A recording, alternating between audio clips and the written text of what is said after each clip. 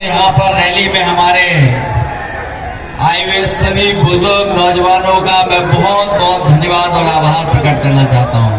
क्या बात है भैया, इतना एक नंबर। आंधी तूफान आने के बाद भी सही है, जहाँ आसमान में हम लोगों ने बिजली चमकते हुए देखा, सही बात है, एक नंबर। लगातार बारिश हो रही है, ऐसा ये उसके बावजूद भी कोई हटा नहीं, न कोई गया। मैं एक एक मालेगांव के और अपने तमाम साथियों का बहुत बहुत धन्यवाद और आभार प्रकट करना चाहता हूँ। पानी बंद जब मैं आपके बीच में आया हूँ ऐसा तो आंधी तूफान भी साथ ही साथ आ गया और मैं ये सोच नहीं पा रहा हूं कि आंधी तूफान ये हम लोगों को रोकने के लिए आया था कि आप लोगों के आने की वजह से ही आंधी तूफान आ गया। हमारी पार्टी के अध्यक्ष आदरणीय अबू आजम आजमी साहब, यहां से समाजवादी पार्टी के प्रत्याशी शाहीन हिंद जी, हमारे साथ लोकसभा में सांसद एकरा हसन जी, विधायक नाहिद हसन जी, समाजवादी पार्टी के हमारे विधायक रईस भाई, संचालन कर रहे फहद, रियाज भाई और बहुत सारे लोग जो मंच पर उपस्थित हैं। मैं किसी का नाम नहीं ले पा रहा हूं। हमारे सभी समाजवादी साथी, इस चुनावी जनसभा में आए हुए सभी हमारे आदरणीय बुजुर्ग नौजवान साथी और पत्रकार बंधुओं, आज जब चुनाव का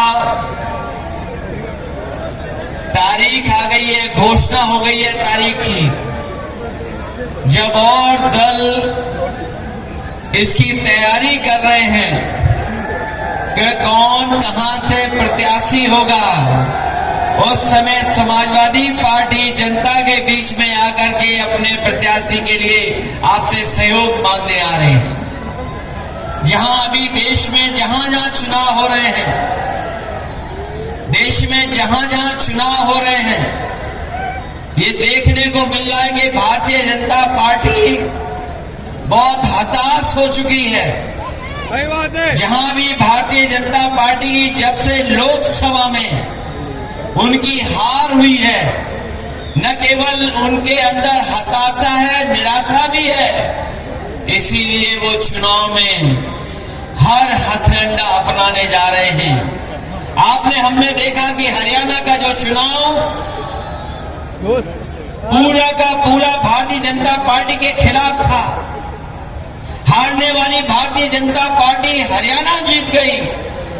इसलिए हम अपने महाराष्ट्र के लोगों से कहना चाहता हूं कि जहां हमें सावधान रहना है, वहीं हम लोगों को तैयारी भी रखनी है कि भारतीय जनता पार्टी किसी भी सीमा तक जा सकती है इंडिया गठबंधन और हमारे यहाँ के गठबंधन को हराने के लिए। जहां तक गठबंधन की बात है, मुझे खुशी है इस बात की कि इंडिया गठबंधन ने भारतीय जनता पार्टी का मुकाबला किया और भारतीय जनता पार्टी को पीछे करने का काम किया। जो 400 पार का नारा दे रहे थे, वो बहुमत की सरकार नहीं बना पाए, उन्हें दूसरे दलों का सहारा लेना पड़ा।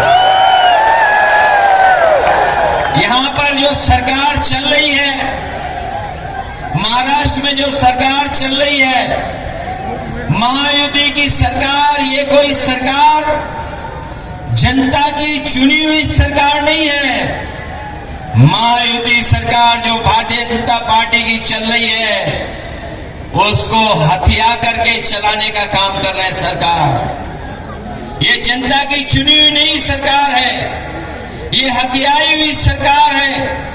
और जब से महायुति सरकार बनी है, इसने जनता को महादुखी करने का काम किया है। न केवल महादुखी किया है, बल्कि सरकार में महाभ्रष्टाचार भी बढ़ा है। जो भारतीय जनता पार्टी के सहयोग से सरकार चल रही है, मैं आपको भरोसा दिला सकता हूं, महाराष्ट्र के लोग इनको हरा दो, महायुति हारेगी, यहाँ पर इनका गठबंधन हारेगा और चलने वाली दिल्ली की सरकार भी चलेगी नहीं, वो सरकार भी गिर जाएगी, वो चलने वाली नहीं है।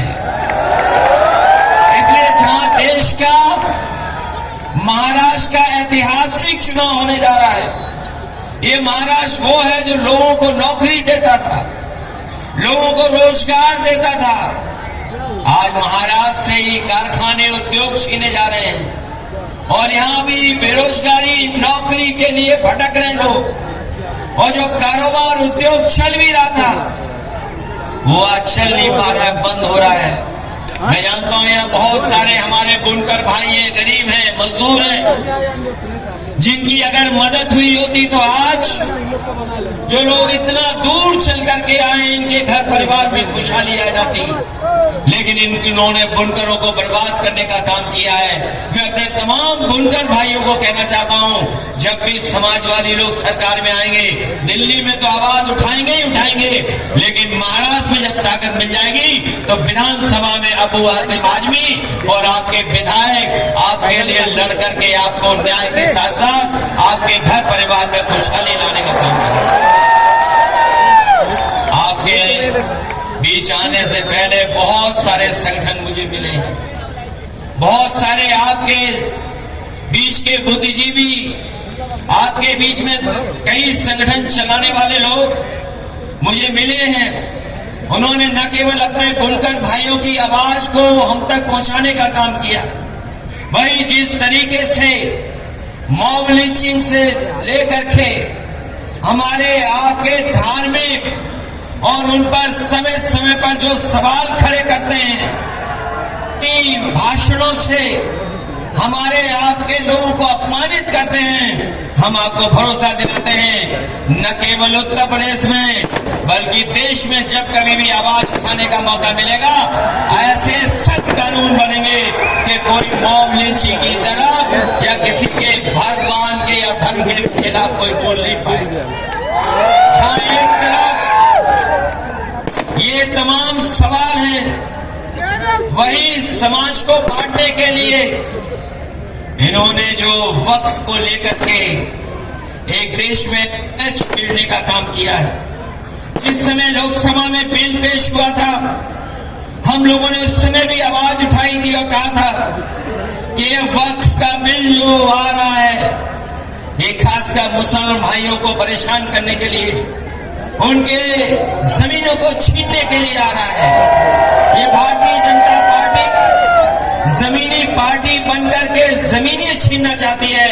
हम आपको भरोसा दिलाते हैं, जो बिल जमीन और सम्मान और आपके खिलाफ आया, उसकी भी हम लोग पूरी तरीके से विरोध कर करके उसके खिलाफ खड़ा होने का काम करेंगे। मैं इस मौके पर मैं आप सबका बहुत बहुत धन्यवाद और आभार प्रकट करना चाहता हूं। मैं देख रहा हूं बारिश रुक नहीं रही है, बादल और बिजली चमक रही है, अभी भी बादलों से आवाज सुनने को मिल रही है। ये आपकी आवाज से बादलों में आवाज मिल रही है और हम आपको भरोसा दिलाते हैं कि समाजवादी पार्टी यहां से चुनाव लड़ेगी और हम लोग आपके बीच में आकर के दोबारा वोट मांगने का काम करेंगे। आज तो केवल बारिश आई है, लेकिन मैं जानता हूं जब वोट पड़ेगा तो हमारे गांव के लोग, हमारे अपने लोग एक एक वोट की बारिश कर करके समाजवादी पार्टी को जिताने का काम करेंगे। ये बारिश हमें भरोसा दिला रही है कि जब वोट पड़े तो बारिश की तरह वोट पड़ेगा, जैसे बूंद गिरी है वैसे ही वोट भी भारतीय जनता पार्टी के खिलाफ पड़ेगा। मैं इन्हीं शब्दों के साथ जो बारिश में खड़े हैं लोग, मैं इतनी कार्यक्रम को सफल बनाने का काम किया, जब हमारी सब व्यवस्था खराब हो गई उसके बाद भी आप लोग मौजूद हैं। मैं आप सबका बहुत बहुत धन्यवाद देता हूं। शायद ही हम अपनी पार्टी के प्रत्याशी शाहीन हिंद जी का धन्यवाद देता हूं। हमारे साथ मंच पे रईस शेख साहब हैं, रियाज साहब हैं और जो हमारे और साथी हैं जो समाजवादी पार्टी से चुनाव लड़ रहे हैं, मैं इनके लिए समाजवादी पार्टी की टिकट देने का भी फैसला लेता हूं। अबू आसिम आजमी ने जो सिफारिश की है हमारे रईस शेख साहब की, उनके साथ ये हमारे दूसरे साथी हैं रियाज आजमी जी भिवंडी बैस के हैं, हमारे रईस शेख तो पहले से ही विधायक हैं भिवंडी ईस्ट की, और शाइन हिंद जो आपके बीच की हैं, इनके लिए हम लोग समाजवादी पार्टी के पक्ष में मांगते हैं। मैं इन्हीं शब्दों के साथ आए हुए सभी साथियों का बहुत बहुत धन्यवाद देता हूं, आभार प्रकट करता हूं। जैसा उत्तर प्रदेश ने कमाल किया है, सबने मिलकर के बीजेपी का मुकाबला किया और ऐसी हार कभी बीजेपी ने सोची नहीं थी जो उत्तर प्रदेश की जनता ने उन्हें हराने का काम किया है। मैं जानता हूं जनता खिलाफ है, उनकी बुलडोजर की राजनीति के खिलाफ है, जो उनकी इनकाउंटर की राजनीति उसके खिलाफ जनता है। और न केवल ये काम इसलिए किए जा रहे हैं कि आज जनता महंगाई का सवाल न पूछे, आज जनता बेरोजगारी का सवाल न पूछे, और इसीलिए ये नफरत फैलाने का काम कर रहे हैं। मुझे पूरा भरोसा है महाराष्ट्र की जनता भी नफरत की राजनीति को खत्म करेगी और ये जो नेगेटिव नैरेटिव की राजनीति कर रहे हैं भारतीय जनता पार्टी के लोग, वो उसको खत्म करने का काम करेंगे।